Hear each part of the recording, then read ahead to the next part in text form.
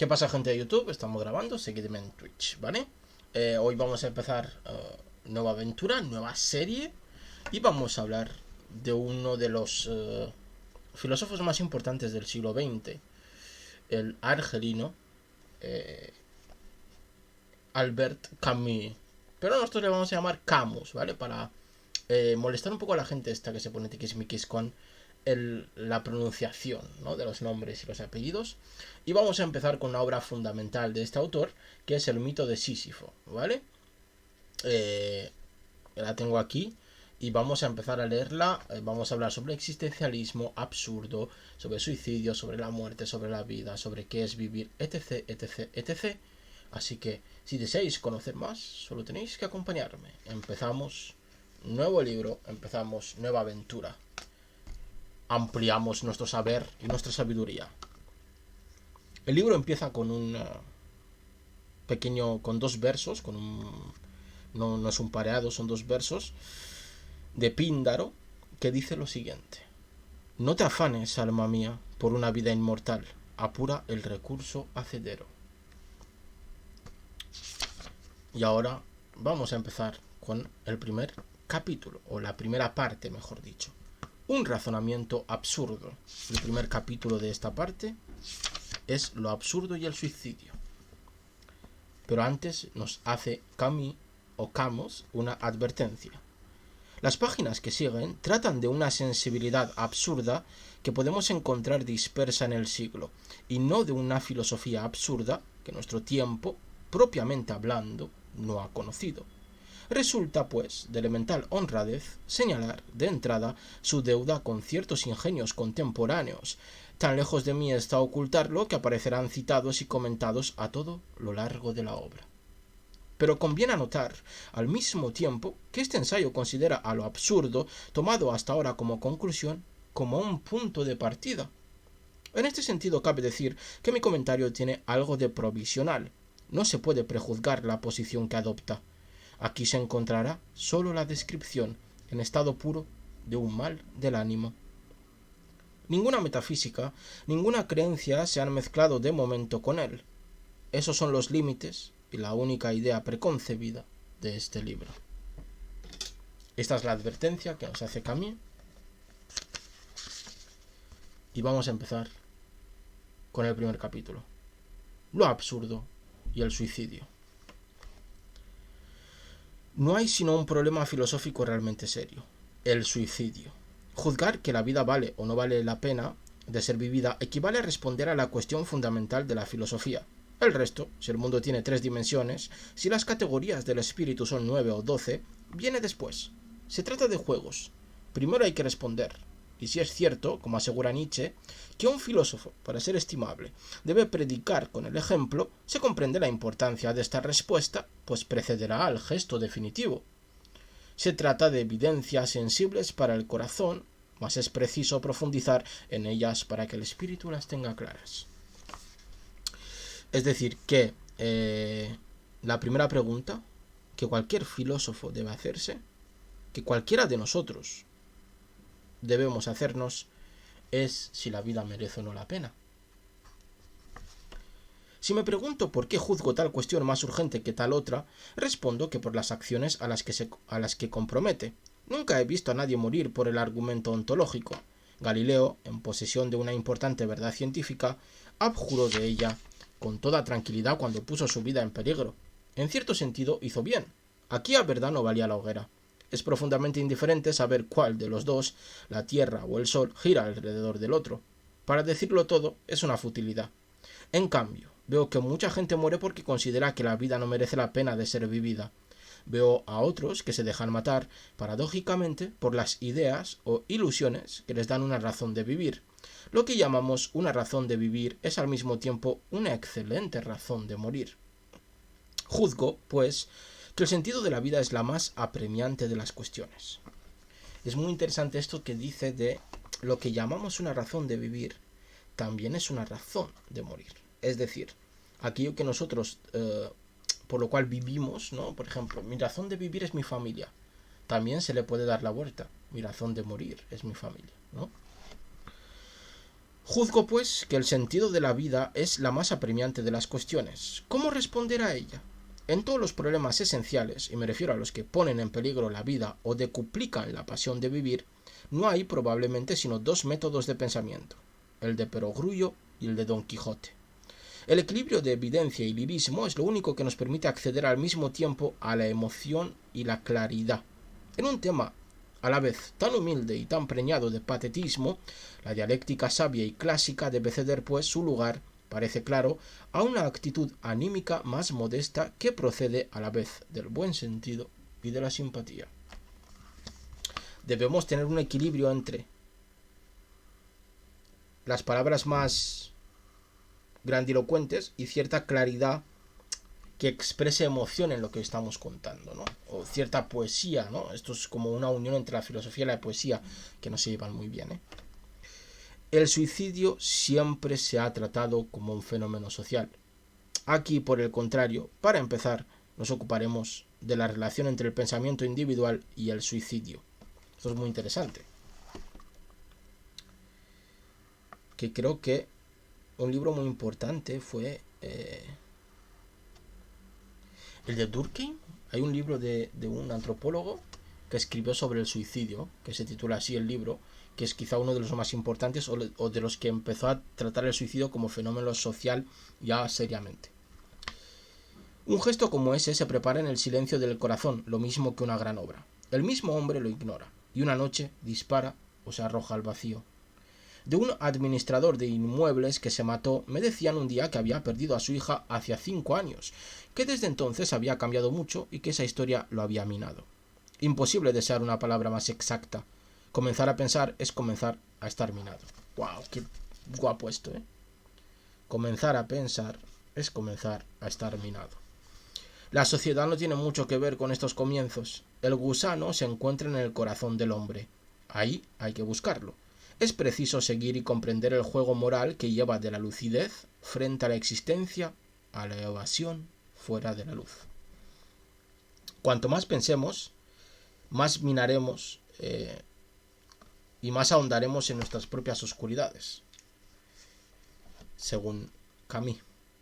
Hay muchas causas para un suicidio y de forma general no siempre las más aparentes son las más eficaces.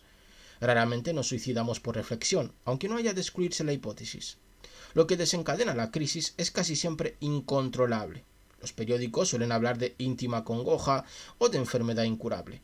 Esas explicaciones son válidas, pero habría que saber si ese mismo día un amigo del desesperado le habló en un tono indiferente.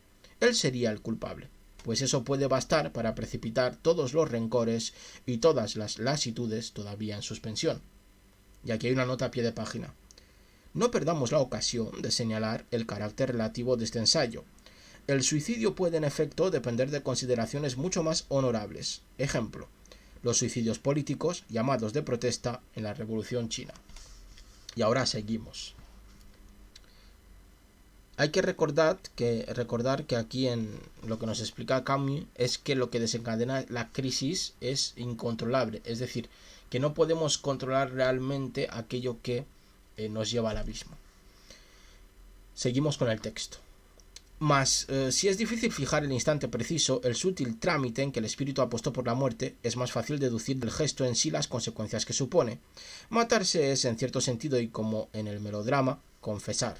Es confesar que la vida nos supera o que no la entendemos. Muy interesante, ¿no?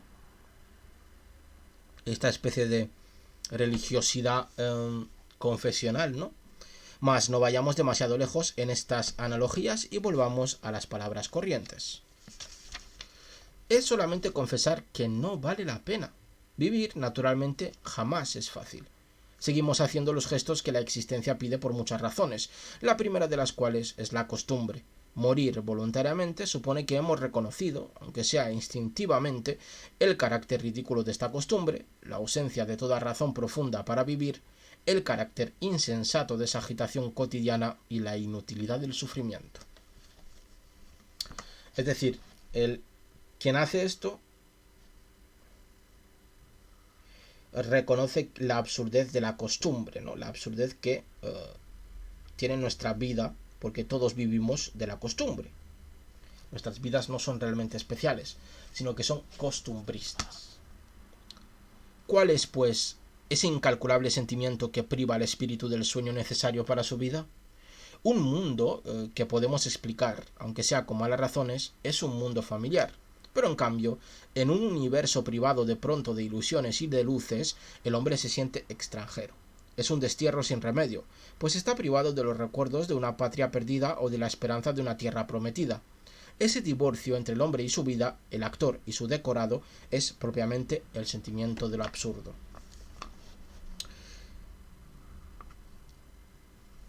Es decir, el sentimiento de lo absurdo, sentirnos que vivimos en una realidad absurda, significa que hay una disociación entre el decorado y nosotros que debemos actuar dentro de él. No comprendemos muy bien qué estamos haciendo en un paisaje, ¿no? Qué estamos haciendo en una realidad que nos es ajena, ¿no? Y como todos los hombres sanos han pensado en el suicidio, cabe reconocer sin más explicaciones que hay un lazo directo entre ese sentimiento y la aspiración a la nada. ¿Vale? Yo estoy subrayando estas cositas porque son muy interesantes. El tema de este ensayo es justamente esa relación entre lo absurdo y el suicidio, la medida exacta en que el suicidio es una solución para lo absurdo. Aquí nos está diciendo la cuestión, ¿no?, que va a tratar en este ensayo, que es, ya os digo yo, espectacular, ¿vale? Podemos dar por sentado el principio de que un hombre que no hace trampas debe ajustar su acción a lo que cree verdadero, ¿vale? Es decir, un hombre que camina de manera normal por la vida ajusta la acción a lo que él cree que es verdad, a lo que él cree que debe hacer. La creencia en lo absurdo de la existencia debe, pues, regir su conducta, ¿vale? Si creemos en lo absurdo, debemos actuar de manera absurda. Es curiosidad legítima preguntarse, claramente y sin falsos patetismos, si una conclusión de este orden exige abandonar cuanto antes una condición incomprensible. Me refiero, por supuesto, a los hombres dispuestos a concertarse consigo mismos. Planteado en términos claros, el problema puede parecer a la vez sencillo e insoluble, pero es un error suponer que las preguntas sencillas entrañan respuestas que no lo son menos, y que la evidencia implica la evidencia. A priori, invirtiendo los términos del problema, parece que, al igual que uno se mata o no se mata, no haya sino dos soluciones filosóficas, la del sí y la del no. O lo haces o no lo haces. ¿Qué os parece? Sencillo. Sería demasiado fácil, aunque también hay que pensar en los que interrogan siempre, sin llegar a una conclusión. Y no estoy ironizando, se trata de la mayoría. Veo igualmente que quienes responden no actúan como si pensaran que sí. De hecho, si acepto el criterio nietzscheano, piensan que sí de una forma u otra.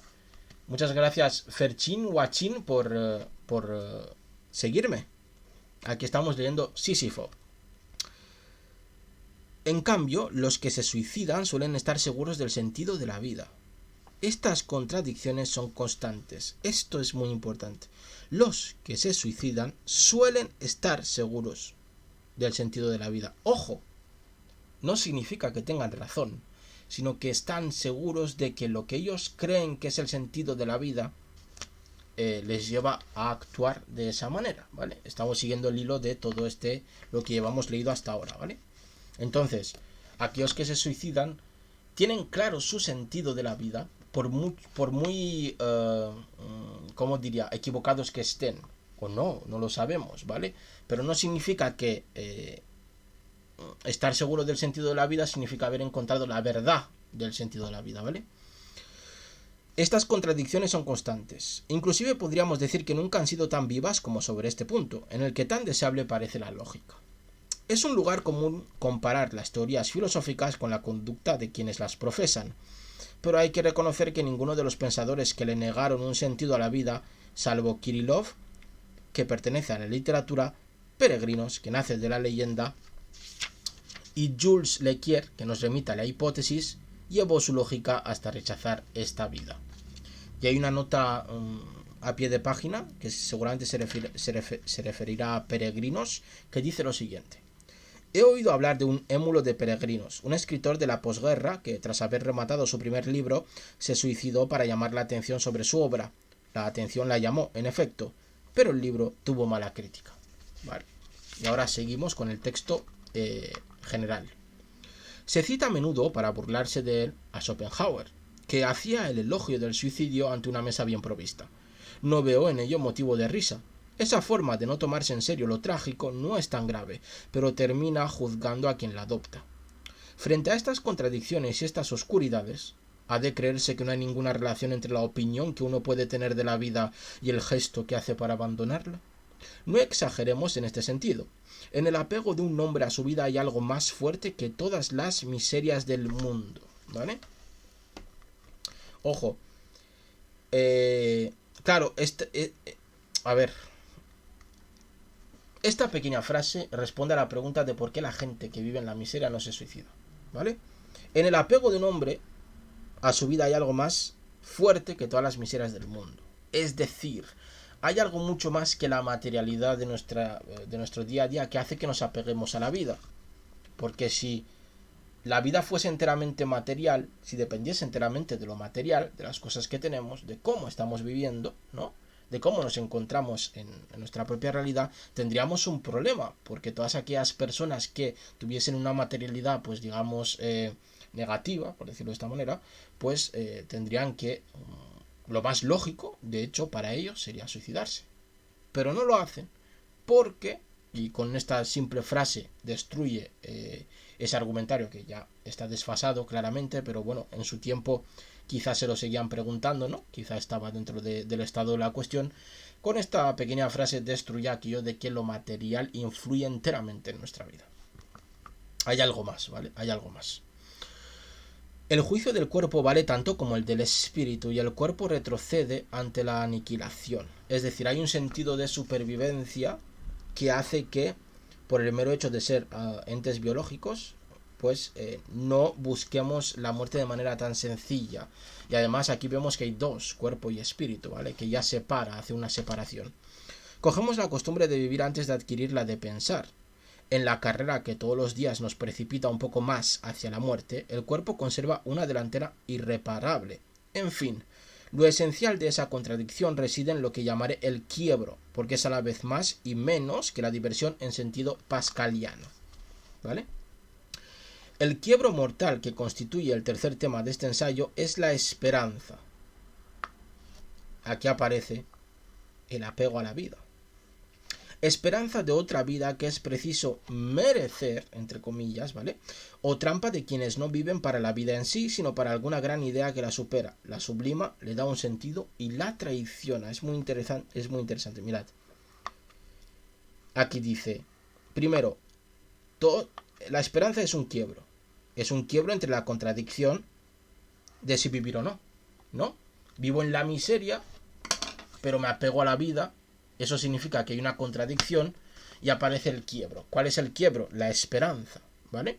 La esperanza siendo la creencia o idea de merecernos otra vida distinta, ¿vale?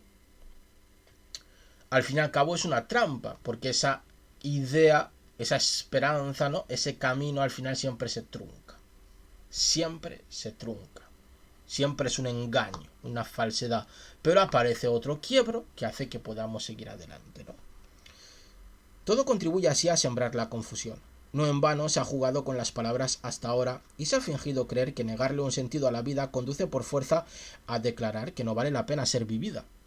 No hay, en verdad, ninguna equivalencia forzosa entre esos dos juicios. Solo hay que negarse a dejarse extraviar por las confusiones, divorcios e inconsecuencias hasta aquí señalados. Hay que descartarlo todo e ir en derechura al verdadero problema. Uno se mata porque la vida no vale la pena de ser vivida, sin duda eso es verdad, pero infecunda, pues es una perogrullada. Pero, ¿es que ese insulto a la existencia, ese mentis en que se la hunde, proviene de que carece de sentido? ¿Es que su absurdidad exige escapar de ella por la esperanza o el suicidio? La esperanza también aparece aquí como escape. ¿Vale? Vemos aquí ya que hay dos caminos para escapar de la absurdidad. O posibles caminos, ¿vale? Uno es el suicidio y el otro es la esperanza. Eso es lo que hay que poner en claro, que perseguir e ilustrar descartando todo el resto. Lo absurdo impone la muerte. Es preciso dar a ese problema prioridad sobre los otros, al margen de todos los métodos de pensamiento y de los juegos del espíritu desinteresado. ¿Vale? Lo absurdo impone la muerte. Los matices, las contradicciones, la psicología que un espíritu objetivo sabe introducir siempre en todos los problemas no caben en esta búsqueda y esta pasión. Hace falta solamente un pensamiento injusto, es decir, lógico, ¿vale? Necesitamos un pensamiento lógico. No es fácil. Siempre es fácil ser lógico. Es casi imposible ser lógico a fondo. Los hombres que mueren por sus propias manos siguen así hasta su final la pendiente de su sentimiento. La reflexión sobre el suicidio me da, pues, la oportunidad de plantear el único problema que me interesa. ¿Hay una lógica incluso en la muerte? Esta es la gran pregunta. ¿Hay una lógica incluso en la muerte?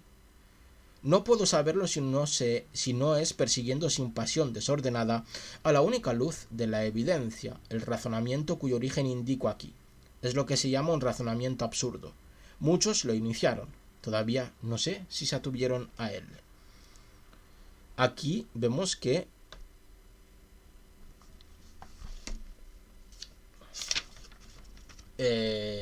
Camus dice, vale, hay un razonamiento lógico, pero nosotros vamos a utilizar un razonamiento que va mucho más allá, que es el razonamiento absurdo, ¿vale? Que es el que nos propondrá aquí.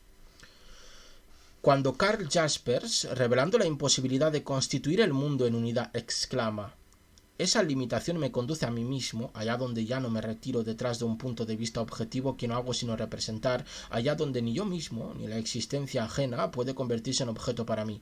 Evoca, después de otros muchos, esos lugares desiertos y sin agua donde el pensamiento llega a sus confines. Después de otros muchos, sí, sin duda, pero cuán impacientes por salir de ahí. A este último recodo, donde el pensamiento vacila, han llegado muchos hombres, y de los más humildes. Estos abdicaban entonces de lo más querido que tenían, que era su vida. Otros, príncipes del espíritu, abdicaron también, pero procedieron entonces, en su rebelión más pura, al suicidio de su pensamiento. El verdadero esfuerzo está, por el contrario, en atenerse a él, en la medida de lo posible, y en examinar de cerca la vegetación barroca de esas remotas comarcas.